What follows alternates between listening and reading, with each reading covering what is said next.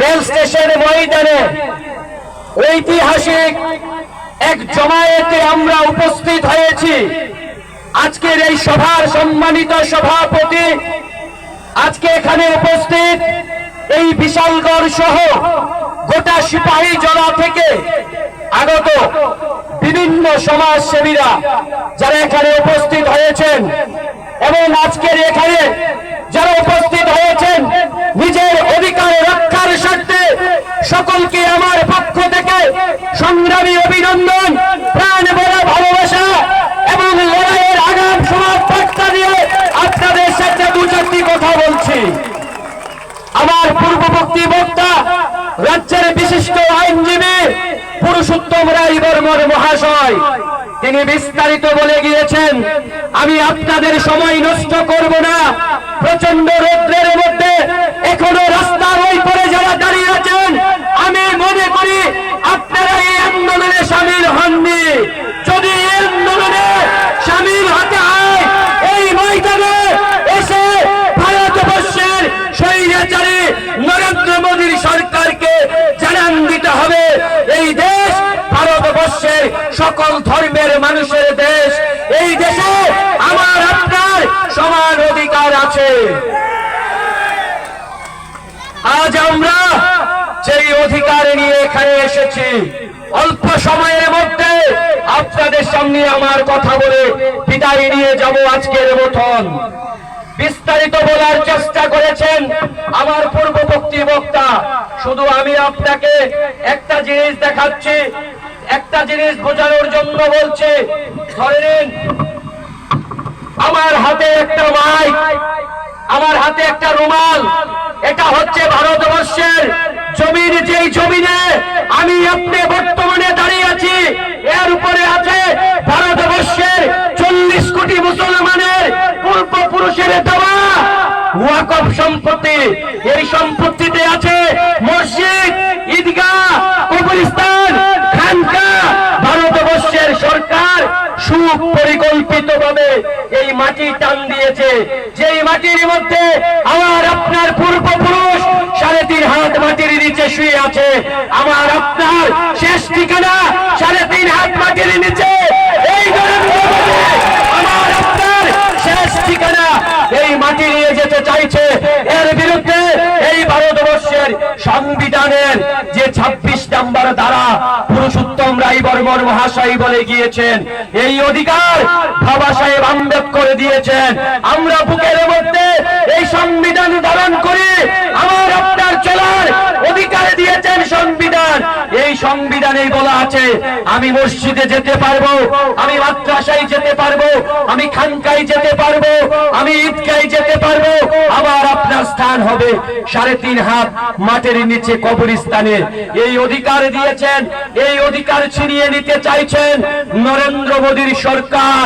এই সরকারের বিরুদ্ধে দেশের সংবিধান গণতন্ত্র মোতাবেক আমাদেরকে আন্দোলন করতে হবে যতক্ষণ পর্যন্ত এই হিটলারি সরকার, স্বৈরাচারী সরকার এই আইন প্রত্যাহার করবে না। আমি এবং আপনি লড়াইটা গণতান্ত্রিক পদ্ধতিতে চালিয়ে যেতে হবে। আমি শুধু মনে করে দিতে চাই, আমার পরিচিত এখানে অসংখ্য মাদ্রাসার ছাত্র আছেন, যারা অনেকে আলেম আছেন। এই ওয়াকফ আজ থেকে হয়নি, 634 খ্রিস্টাব্দে যখন আমার আপনার নবীজি এই দুনিয়াতে ছিলেন, তখন ওয়াকফের জন্ম হয়েছিল। এই নরেন্দ্র মোদী ওয়াকফ ছিনিয়ে নিতে চাইছে, এর বিরুদ্ধে রুখে দাঁড়াতে হবে। এটা শুধু একটা সম্পত্তি না, এটা আমার আপনার ধর্মীয় স্বাধীনতাতে আঘাত। এই সরকার যখন আন্দোলন চলছিল, হঠাৎ করে একটা ষড়যন্ত্র, যে মনে হচ্ছে এই ভারতবর্ষের জমিন মুসলমানরা দখল করে রেখেছেন, তার জন্য একটা হিন্দু মুসলমানের খেলায় ওনারা মেতে উঠেছেন। বলা হচ্ছে যে সম্পত্তি নিয়ে এমন একটা পরিবেশ যে হিন্দু এবং মুসলমানদের মধ্যে বিভাজন সৃষ্টি করো। মনে রাখবেন, হিন্দুরা আমাদের বিপক্ষে না। এই আন্দোলন শুধু মুসলমানদের না, এই আন্দোলনে তালি পড়ে দেবেন, শুনে যান। এই আইনটা যেদিন পাশ হচ্ছিল ভারতবর্ষের সংসদে, এই যে কাগজ ছিলেন তো, এই 16 পাতা নরেন্দ্র মোদীর কালো আইন, এই আইন মানি না, এই আইন মানি না, এই আইন মানি না, মানি না। এই কালো আইনের বিরুদ্ধে আমাদের লড়াই।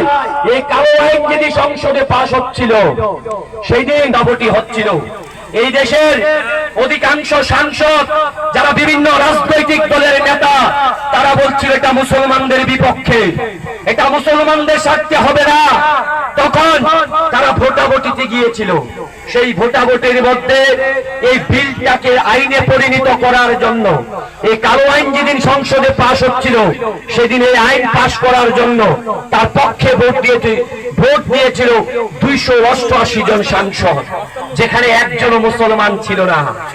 আর এই আইন রুখে দেওয়ার জন্য, এই আইনকে বাতিল করার জন্য যে 232 জন সাংসদ সংসদের মধ্যে রিকোয়েস্ট, আমার রাস্তার ওই পারে যে সকল মুসলমান ভাই বন্ধুরা আজ এই আন্দোলনে এসেছেন, আমাদের লড়াই একটা শান্তিপ্রিয়। এই ময়দানে সবাই এসেছে, আপনারা কেন দূরে থাকবেন? এইখানে যারা দাঁড়িয়ে আছেন, আসুন এই লড়াই আমি আপনি একসঙ্গে লড়াই করি। আসুন, ভয় পাবেন না। আমাদের লড়াই সংবিধান বাঁচানোর লড়াই। আমি যেই কথাটা বলছিলাম, এই আইন যেদিন পাশ হচ্ছিল, সেদিন তার বিপক্ষে ভোট দিয়েছেন 232 জন সাংসদ লোকসভার মধ্যে। এই 232 জন সাংসদ, তার মধ্যে মাত্র 40 জন মুসলমান সাংসদ ছিল। 192 জন সাংসদ ছিল যারা মুসলমান না। তারা আমাদের অধিকারের জন্য লড়াই করেছেন। অতএব এই লড়াই, এই আইন, এই লড়াই শুধু মুসলমানদের না, এই লড়াইটা ভারতবর্ষের সংবিধান রক্ষার লড়াই। রাজ্যসভায় যখন এই বিল পাস হচ্ছিল, আইনে পরিণত হচ্ছিল, সেই দিন 128 জন যারা সরকার পক্ষে ভোট দিয়েছিল, আর এই আইনকে রুখে দেওয়ার জন্য 95 জন সাংসদ যারা ভোট দিয়েছিল, তাদের মধ্যে 10 জন সাংসদ মুসলমান ছিল না। অতএব এই লড়াই মুসলমান আর হিন্দুদের মধ্যে না, এই লড়াই এই দেশের বাবা সাহেব আম্বেদকরের এই সংবিধান, এই সংবিধানটাকে আমি আর আপনি লড়াই করে বাঁচাতে হবে। এই মাঠের মধ্যে অসংখ্য জাতীয় পতাকা উঠছে, এই পতাকার ইতিহাস জানতে হবে। এই পতাকার ইতিহাস, এই গেরুয়া সাদা সবুজ, এই রংটা দিয়েছিলেন একজন মহিলা, নাম তার সুরাইয়া তাইয়ুব, নাম তার সুরাইয়া তাইয়ুব।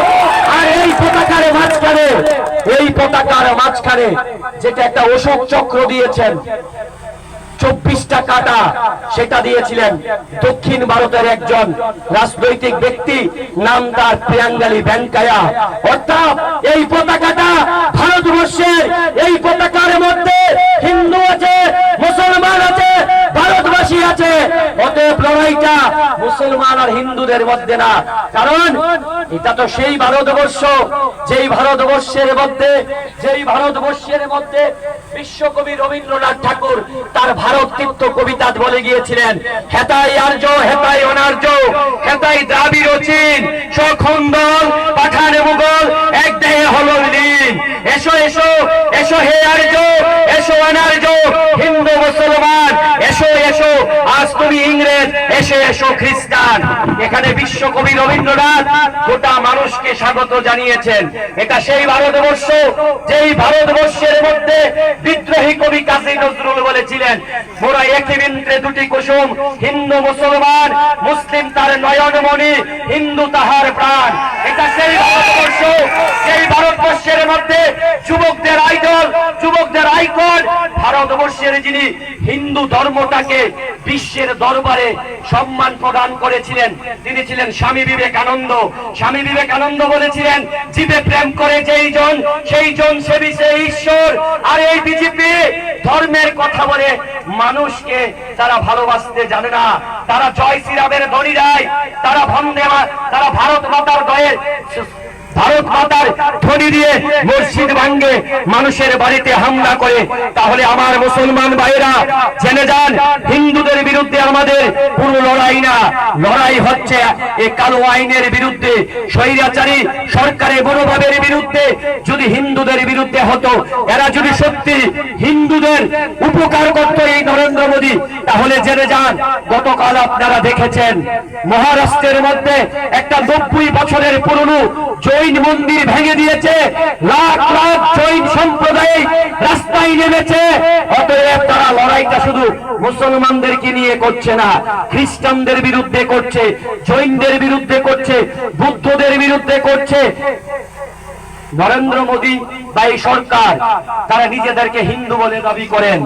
আর আমি বলে যাই, এই বক্তব্য আমার না। কাশী বিশ্বনাথ মন্দিরের নাম শুনলাম নরেন্দ্র মোদী, তার নাম নরেন্দ্র মোদী, তার নাম নরেন্দ্র মোদী। ইতিহাস জানবেন, ইতিহাস শুনবেন। এই 256টা মন্দির ভেঙেছে নরেন্দ্র মোদী প্রধানমন্ত্রী হওয়ার পর। সেই উত্তর প্রদেশের কাশী বিশ্বনাথ মন্দিরটার করিডোর বানাতে গিয়ে 256টা মন্দির ভেঙেছে। নরেন্দ্র মোদী যখন গুজরাটের মুখ্যমন্ত্রী, তখন গুজরাট মডেলের কথা বলে 100-র উপর মন্দির ভেঙে দিয়েছিল। রাম মন্দির, বাবরি মসজিদ ভেঙে যখন রাম মন্দির বানানো হচ্ছিল, তখন এই রাম মন্দিরের আশেপাশে এমন কয়েকশো ছোট ছোট রামলালার মন্দির ছিল, সেটাও ভেঙে দিয়েছে। এই বক্তব্য কাশী বিশ্বনাথ মন্দিরের মহন্ত রাজেন্দ্র প্রসাদ তেওয়ারির। তাহলে এরাও হিন্দুর পক্ষে না। কারণ আমি ভগবত গীতায় 22 বার পড়েছি। ভগবত গীতাতে ভগবান শ্রীকৃষ্ণ বলেছেন, বাসুদেব কুটুম্বকম, গোটা পৃথিবীর মানব জাতি ভগবান শ্রীকৃষ্ণের পরিবার। একই কথা কোরআন খুলেন, কোরআনে অসংখ্য জায়গায় আমার আল্লাহ বলে দিয়েছেন, হে মানব জাতি, হে মানব জাতি, হে মানব জাতি। মানব জাতি বলতে শুধু মুসলমানদেরকে বুঝায়নি, আস্তিক নাস্তিক যারা হিন্দু, মুসলমান, বৌদ্ধ, খ্রিস্টান, পাহাড়ি, বাঙালি সকল ধর্মের মানুষকে বুঝিয়েছেন। তাহলে এরা ভগবত গীতা মানে না। ভগবত গীতার 6 নম্বর অধ্যায় ভগবান শ্রীকৃষ্ণ অর্জুনকে বলছেন, হে অর্জুন, ওই ব্যক্তি সাধু, যোগী এবং সন্ন্যাসী যে গোটা পৃথিবীর জীবকুলের দুঃখ এবং সুখকে নিজের মনে করে, যে এটা মনে করতে পারে না, সেই প্রকৃত সাধু বা যোগী সন্ন্যাসী হতে পারে না। তাহলে ভগবান শ্রীকৃষ্ণ ভগবত গীতাতে জীবকুল বলতে আমাকে, আপনাকে, এই দেশের সবাইকে, পৃথিবীরকে বুঝিয়েছেন। অর্থাৎ এরা রাজনীতি করে ধর্ম নিয়ে শুধু রাজনৈতিক ফায়দার জন্য, এরা আমার আপনার উন্নয়নের জন্য না। তাই আসল বন্ধু, এই লড়াই হবে দেশের সংবিধান রক্ষার লড়াই। এই লড়াই হবে এই দেশের হিন্দু, মুসলমান, বৌদ্ধ, খ্রিস্টান, পাহাড়ি, বাঙালি সকলের অধিকার লড়াই, বাঁচিয়ে রাখার লড়াই। কারণ আমরা সবাই জানি ভারত মাতার 4টি সন্তান, হিন্দু, মুসলমান, শিখ, ইসাই। এটাই ভারতবর্ষের বৈচিত্র্য, এটাই ভারতবর্ষের বৈশিষ্ট্য। এটা সেই ভারতবর্ষ যেই ভারতবর্ষের স্বাধীনতার জন্য লড়াই করেছিলেন গান্ধীজি, অপরদিকে লড়াই করেছেন খান আব্দুল গফুর খান। এই দেশের স্বাধীনতার জন্য লড়াই করেছেন মাতঙ্গিনী হাজরা। এই দেশের স্বাধীনতার জন্য লড়াই করেছেন ঝাঁসি রানী লক্ষ্মীবাই। আমার মায়েরা, বোনেরা আজকে এখানে এসেছেন, আপনাদেরকে সত্যি আমার অন্তর থেকে ধন্যবাদ। কারণ এই বিজেপি যেদিন এই বিল পাস করছিল, সেদিন দেখছিলাম দেশের সংসদের মধ্যে দাঁড়িয়ে দেশের বর্তমান যিনি সংখ্যালঘু মন্ত্রণালয়ের যিনি মন্ত্রী কিরেন রিজিজু বলছিলেন, এই বিল যখন পাশ হবে আমার সংখ্যালঘু মা বোনদের, যারা নাকি বিধবা, যাদের নাকি স্বামী নেই, তাদের নাকি উন্নয়নে কাজে আসবে। আমার মা বোনদেরকে বলছি, বিজেপিকে জিজ্ঞাসা করবেন এই সংসদে বিল পাস হওয়ার সময় কয়জন মুসলমান সাংসদ ছিল। এই বিজেপিকে জিজ্ঞাসা করবেন গোটা দেশের মধ্যে কতজন বিজেপির এমএলএ আছে মহিলা। এই বিজেপিকে জিজ্ঞাসা করবেন আজকে মহিলাদের, বিধবা মহিলাদের, সংখ্যালঘু মুসলমান, তাদের জন্য একটা প্রেম। মনে আছে আমার মারা 2002 সালে নরেন্দ্র মোদী যখন গুজরাটের মুখ্যমন্ত্রী, তখন বিলকিস বানু নামে একজন মহিলাকে ধর্ষণ করেছিল 13 জন মিলে। আরে মনে আছে তো? এই বিলকিস বানুর অপরাধীরা জেলে ছিল। যখন নরেন্দ্র মোদী দিল্লির লালকেল্লায় দাঁড়িয়ে বলছিল আজাদি কা অমৃত মহোৎসব, 75 বছর দেশের স্বাধীনতা পালন করার জন্য, ওই দিন গুজরাটে বিজেপির সরকার বিলকিস বানুর ধর্ষণকারীদের 13 জনকে কোর্ট থেকে রেহাই দিয়েছেন, ফুলের মালা দিয়েছেন। আর এই নরেন্দ্র মোদী বলে ভারতবর্ষের সংখ্যালঘু মহিলাদের অধিকার দেবে। 3 তালাকের বিরুদ্ধে আইন পাশ করে বলে যাচ্ছে বিশালগড়ের মাটিতে। নরেন্দ্র মোদীকে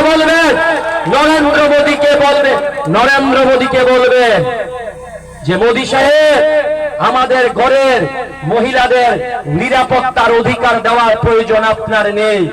আপনি যে যশোদাবেনকে বিয়ে করে রেখেছেন, তালাক দিয়েছেন না ডিভোর্স দিয়েছেন, এটা আপনি ভারতবর্ষের মানুষ জানে না। আগে আগে আগে নিজের ঘরে নারীর সম্মান প্রদান করুন, নিজের স্ত্রীকে স্ত্রী বলে স্বীকার করুন, না হয় আমার মা বোনদের করবেন। অসংখ্য ধন্যবাদ।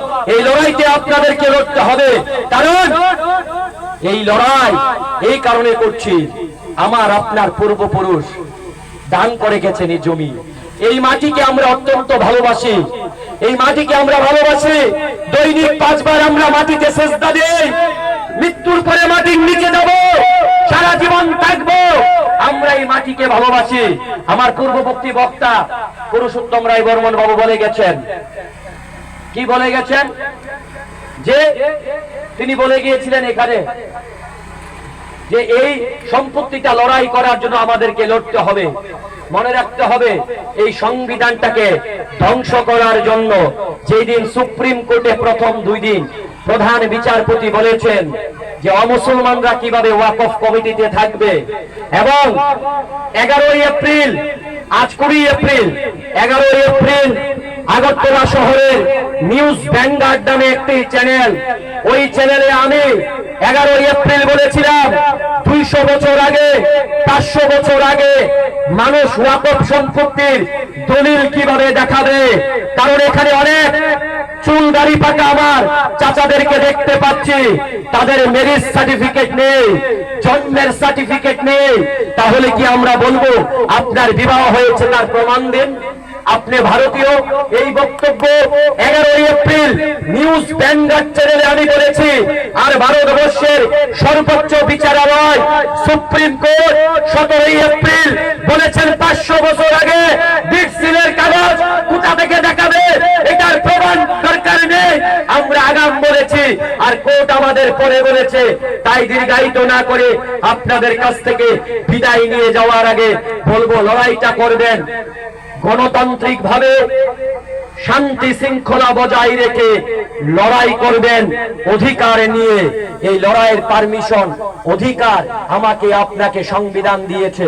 কথা দিয়ে যাচ্ছেন তো, বাড়ি ফিরে যাওয়ার সময় সুশৃঙ্খল ভাবে আমরা নবীর উম্মত হিসাবে আমরা সুশৃঙ্খল ভাবে যাব। আমরা আমার পাশের বাড়িটাকে বুঝাবো। আমার এই মাইকের আওয়াজে যদি কোন হিন্দু ভাইদের কাছে গিয়ে পৌঁছে থাকে, শ্রী অনুকূল চন্দ্র বলেছে, তুমি যদি অন্যের বিপদ দেখে পালিয়ে যাও, মনে রাখবে এই বিপদ এখন কার আছে, পরবর্তী একটা সময় সেই বিপদের সম্মুখীন তুমি হবে। পাশের বাড়িতে আগুন লাগলে সেই আগুন আমরা নিভাতে যাই, কারণ আমার বাড়িতে যাতে আগুন না লাগে আজ ভারতবর্ষের মুসলমানদেরকে দুর্বল করার জন্য, অস্তিত্বহীন করার জন্য, ভবিষ্যৎ প্রজন্মের ভবিষ্যৎ নষ্ট করার জন্য যে ষড়যন্ত্র চলছে, এই ষড়যন্ত্র রুখে দিতে হবে। এই রুখার জন্য প্রস্তুত আছে মুসলমান? হাত তুলে দেখাও। মুসলমান হাত তুলে দেখাতে হবে। জাতীয় পতাকা দাঁড়িয়ে তৈরি আছি আমরা, তৈরি আছি। আমার সঙ্গে একটা নারা দিবেন, ওয়াকফ আইন মানছি না, মানবো না। কালো আইন মানছি না, মানবো না। কালো আইন ভেঙে দাও, গুড়িয়ে দাও। কালো আইন ভেঙে দাও, গুড়িয়ে দাও। এই আইন মানছি না, মানবো না।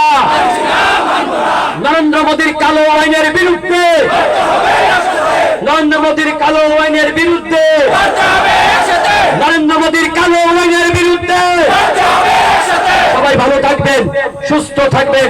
সকলকে আবারও আসসালামু আলাইকুম, নমস্কার, প্রণামকা। সবার মঙ্গল হোক। এই আন্দোলনে আমরা ইনশাআল্লাহ সফলতা অর্জন করবই, করবই, করবই।